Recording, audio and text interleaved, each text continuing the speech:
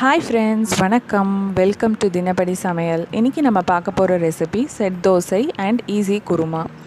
இப்போது செட் தோசைக்கு என்னென்ன சாமான் ஊற வைக்கணும்னு பார்க்கலாம். இட்லி அரிசி 2 கப் எடுத்துட்டுருக்கேன். அதோடு சேர்த்து வெந்தயம் 1 டேபிள் ஸ்பூன் எடுத்து ஊற வச்சுருக்கேன். ஒரு 10 hours ஊற வைக்கணும். அடுத்தது உளுந்து நான் 1/4 கப் எடுத்துட்டுருக்கேன். அவல் 1 கப் எடுத்துட்டுருக்கேன். உளுந்து நீங்கள் எப்போ அரைக்கிறோமோ அதுக்கு 1 hour முன்னாடி ஊற வச்சா போதும்.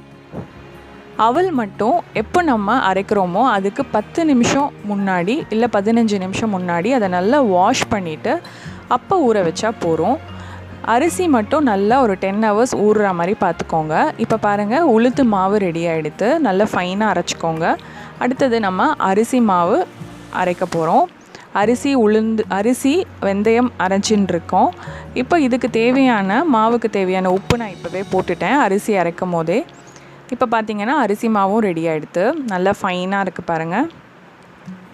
அதே மாதிரி உளுந்து மாவும் நல்லா ஃபைனாக அரைச்சிக்கணும். இப்போ இது ரெண்டுத்தையும் நம்ம சேர்த்துக்கணும். சேர்த்துட்டு கையால் நல்லா மிக்ஸ் பண்ணணும். அப்போ தான் அது நல்லா ஃபெர்மெண்ட் ஆகும். நல்லா மிக்ஸ் பண்ணிவிட்டு கிட்டத்தட்ட ஒரு 8 மணி நேரம் அதை மூடி போட்டு வச்சுருங்க. நல்ல ஃபெர்மெண்ட் ஆகி மேலே எழும்பி வரும். இப்போ பாருங்கள், 8 hours ஆகிடுது. மாவு நல்லா மேலே எழும்பி நல்லா வந்திருக்கு. இதை நல்லா கரண்டியால் கலந்து விட்டுக்கோங்க. அடியிலேருந்து மாவெல்லாம் நல்லா கலந்து விட்டுக்கோங்க. அடுத்தது நம்ம குருமா எப்படி பண்ணுறது பார்க்கலாம்.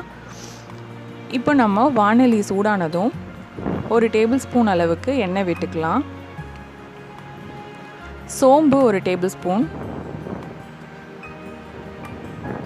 அதோட 2 ஏலக்காய், கொஞ்சம் ஒரு துண்டு இஞ்சி, 4-5 பல்லு பூண்டு, 2 வரமிளகா, இது எல்லாத்தையும் நல்லா வறுத்துக்கலாம். அதோடு சேர்த்து 2 வெங்காயம் கொஞ்சம் பெருசாகவே கட் பண்ணிக்கலாம். எனிவே நம்ம அரைக்க தான் போகிறோம். வெங்காயம் அதெல்லாம் சேர்த்து நம்ம வதக்கிட்டு அதை மிக்ஸி ஜாரில் ட்ரான்ஸ்ஃபர் பண்ணிக்கலாம். அதோடு சேர்த்து பொட்டுக்கடலை 2 டேபிள் ஸ்பூன், பச்சை மிளகா 2-3, உங்கள் காரத்துக்கு தகுந்த மாதிரி, தேங்காய் 5 டேபிள் ஸ்பூன் அளவுக்கு போட்டு நல்லா ஆறினாவிட்டு அதை நல்லா ஃபைனாக பேஸ்டாட்டம் அரைச்சி எடுத்து வச்சுக்கோங்க. இப்போ அடுத்தது அதே வாணலியில் 2 டேபிள் ஸ்பூன் அளவுக்கு எண்ணெய் விட்டுக்கலாம்.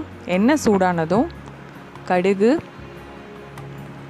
அந்த பிரிஞ்சி இலை சொல்லுவோம் இல்லையா, பே லீஃப், அது, கருவேப்பிலை, தக்காளி 2 இல்லை 3 சின்ன சின்னதாக கட் பண்ணது, இதெல்லாம் போட்டு நல்லா வதக்கணும். தக்காளி நல்லா சாஃப்டாக ஆகணும். அதுக்கப்புறம் மஞ்சள் தூள், தனியா தூள் 1 டேபிள் ஸ்பூன், கொஞ்சம் பெருங்காயம் போட்டு நல்லா வதக்கிக்கோங்க.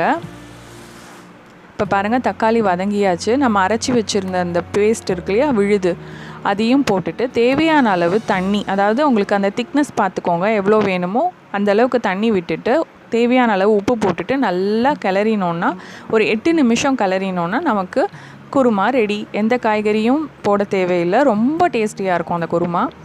இப்போ வாங்க நம்ம அரைச்ச மாவில் செட் தோசை எப்படி பண்ணுறது பார்க்கலாம். கல் சூடானதும் கொஞ்சம் எண்ணெய் விட்டுக்கோங்க. அதை தடவிட்டு அதுக்கப்புறமா ஒரு 2 கரண்டி அளவுக்கு தோசை மாவு விட்டுட்டு ஸ்ப்ரெட் பண்ணாதீங்க. ஜஸ்ட்டு அதை நல்லா சுற்றி எண்ணெயை விட்டுட்டு மூடி போட்டு ஒரு 2-3 நிமிஷம் அளவுக்கு ஒரு பக்கம் வெந்தாவிட்டு திருப்பி போடணும். திருப்பி போட்டுட்டு ஜஸ்ட் ஒரு அரை நிமிஷம் வெந்தால் போகிறோம். பின்பக்கம் பார்த்திங்கன்னா நமக்கு வெள்ளையாக இருக்கும். ஹோட்டல்லலாம் அப்படி தான் தருவாங்க. அதே மாதிரி இந்த மாவை நல்லா நீங்கள் ஸ்ப்ரெட் பண்ணிட்டீங்கன்னா பிஞ்சு போயிடும். ஏன்னா அவ்வளோ சாஃப்டாக இருக்கும் இந்த தோசை. ஸ்ப்ரெட் பண்ணாமல் நல்லா ஊத்தப்பா மாதிரி கனமாக தான் வாக்கணும். இப்போ பாருங்கள், நம்மளோட செட் தோசை ரெடி ஆகிடுது. வீட்லேயே ரொம்ப டேஸ்டியாக இந்த மாதிரி ஒரு குருமாவோடு சாப்பிட்டோன்னா ரொம்ப நல்லாயிருக்கும். ஹோட்டலில் கொடுக்குற மாதிரி செட் தோசை நம்ம வீட்லேயே பண்ணி சாப்பிட்லாம். இந்த மாதிரி காரசாரமான குருமா இல்லை கார சட்னி, அந்த மாதிரி சாம்பார் அதோடு சேர்த்து சாப்பிட்டா ரொம்ப நல்லாயிருக்கும். நீங்களும் பண்ணி பார்த்துட்டு எப்படி இருக்குன்னு சொல்லுங்கள். தினப்படி சமையல் சேனல் பிடிச்சிருந்தனா சப்ஸ்கிரைப் பண்ண மறந்துடாதீங்க. உங்கள் ஃப்ரெண்ட்ஸ்க்கு எல்லாம் ஷேர் பண்ணுங்கள். இன்னொரு ரெசிபியோடு நான் உங்களெல்லாம் சந்திக்கிறேன். அது வரைக்கும் டேக் கேர், பாய்.